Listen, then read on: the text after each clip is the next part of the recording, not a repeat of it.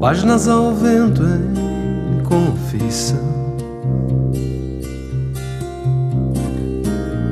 luas de setembro, céus em minhas mãos. Nós somos 4, né? Em casa. Eu, a Sandra, a Vanessa e a Luciana. As duas já são casadas, mas nós convivemos muito. Eu acho que é um casamento que deu certo, porque o lugar que eu mais gosto de estar é na minha casa, com a minha família. E vejo agora que amanhã chega, eu tenho os olhos sobre o teu encanto. Eu e a Sandra namoramos desde os 17 anos. Eu tinha 17, ela 15 anos. Né? Nos conhecemos ele já fazendo política estudantil. Eu encontrei com o Tarso na USE, na União Santamarense dos Estudantes. Foi onde nós nos encontramos a primeira vez. Eu também conheci o pai político, né? Ele sempre teve, de alguma forma, envolvido, né, com cargo ou sem cargo. Isso sempre foi uma coisa muito presente na vida dele e, portanto, na nossa, assim, né? Que imaginei o agora, do jeito que se viu, discreto charme, a aurora juvenil.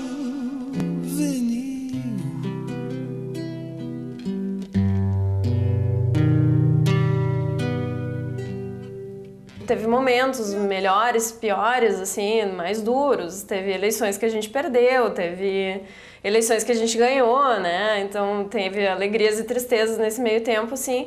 Mas a minha sensação, assim, em relação à profissão dele sempre foi a mesma, assim. Eu aprendi a conviver com ele sendo sempre político, né? A minha relação com a política veio diretamente do pai, com certeza. Embora o vô já tivesse essa militância e a avó também tenha sido sempre uma pessoa muito politizada, mas o exemplo mais presente que eu tive, né, mais próximo, foi o do pai. Então, 13 anos de idade, entrei, como eu era filho do vice-diretor do colégio, o pessoal me botou numa chapa para o conselho deliberativo, né, do Grêmio do colégio. E a partir dali, eu tinha 13, 14 anos, eu nunca mais parei de participar. Ele tirou agrotécnico, queria tirar agronomia. No fim, ele resolveu por direito, quando ele começou a escrever, né, e tudo. A minha proximidade com o pai foi quando eu fiquei mais velho mesmo, né? Porque o pai, ele trabalhava muito, né? E depois, como advogado, quando eu comecei a trabalhar com ele como advogado, aí sim nós tivemos um convívio extraordinário e ele me ensinou tudo do ponto de vista ético, moral da profissão, etc. E a mãe lia muito. Ela era uma pessoa da casa, do lar, como você dizia, mas tinha e tem, né, uma grande gama de leitura. O Adelmo era lúcido a respeito da política. E eu era mais sonhadora. E o Adelminho também. O Adelminho foi um sonhador. Ele foi um grande sonhador.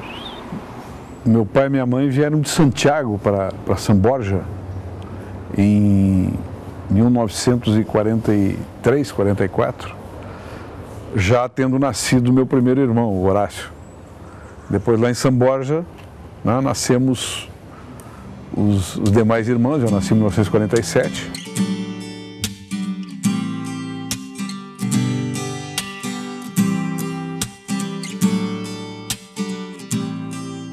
Nós casamos em 1969 e em seguida eu engravidei da Luciana e quando a Luciana tinha 13 dias ele foi para o exílio e ficou 2 anos.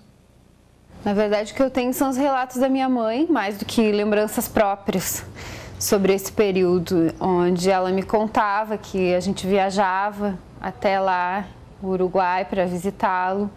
Eu sempre fui uma criança muito chata para viajar, então eu chorava, eu vomitava, eu enjoava, era uma tortura para ela, então ela me levava poucas vezes.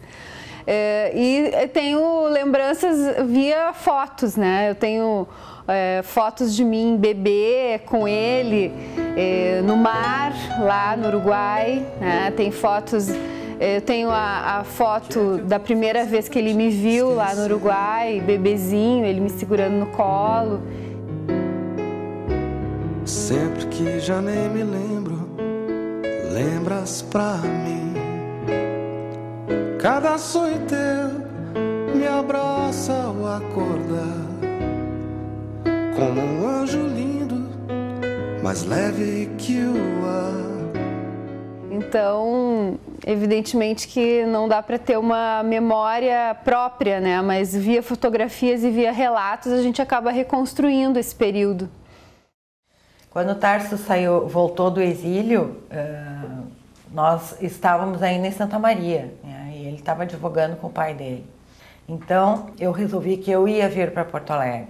E ele resolveu me acompanhar. Nós viemos, eu, ele e a Luciana. Nós pretendíamos ficar aqui os 2 anos que eu tinha que fazer, os 2 anos de residência. Mas ele chegou aqui, começou a trabalhar em Direito e em seguida entrou num escritório que era muito gratificante para ele. Então acabamos ficando aqui. Depois, em 84, eu entrei para o Partido dos Trabalhadores.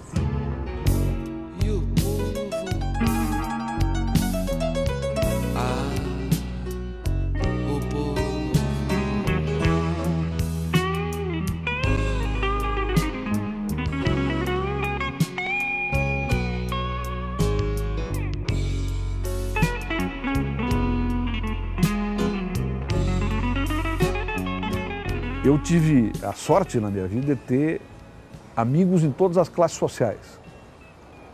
Amigos em todas as classes sociais e companheiros de luta também em todas as classes sociais. O Jurandir, por exemplo, foi uma pessoa que me ensinou muito a respeito da vida operária, da vida prática dos operários, da sua visão de mundo, de como os operários reagem perante, até perante uma certa arrogância dos intelectuais, de que todos nós somos dotados um pouco. E esse tipo de entrosamento, as pessoas só se abrem a partir do afeto, e não a partir de um estatuto partidário ou de um programa de futuro para a humanidade. Naquele período que o Tarso estava procurando pessoas que pudessem também participar desse processo de construção do partido, PRC, e ele foi várias vezes na minha casa, e chegava no fim de tarde, que eu saía do trabalho, ia lá e a gente fazia aqueles café e comia e falava sobre política. Então foi um momento assim muito importante para a minha vida. Tarso Genro tem esta grande característica, para ele a política é sempre pragmática, mas nunca oportunista. Isto é, ele negocia, ele tem os seus princípios, tem a sua ideologia política, não se compromete para além do que a sua ideologia permite, é um homem extremamente honesto, é uma pessoa a quem nunca ninguém pode atacar de corrupção. Quando eu pensei em ser candidata a primeira vez, ele me deu o maior apoio. Eu já nem era da corrente dele no PT, nós já estávamos no PT os dois, mas já com grupos separados. Mas ele me estimulou e ficou contente. Não sei se depois ele não se arrependeu, mas ele gostou na época, me apoiou. Eu tenho um enorme orgulho da Luciana, não só pelo tipo de mulher que ela é, de pessoa que ela é, como também como política que ela é. Eu sempre acompanhei os dois, assim, e no início até achava que a política não ia entrar na minha vida, mas ela acabou entrando justamente por essas duas pessoas maravilhosas que trabalham na política e que fazem parte do meu cotidiano, que são minha mãe e meu avô, né? Eu gostaria que ele fosse eleito governador do Rio Grande do Sul, né? Ele tem o sonho, a lucidez do Adelmo e o sonho meu, né? Porque ninguém vive sem o sonho, não é verdade? Todos têm que ter tem que ter, além da realidade, ele tem que ter uma vida subjetiva também.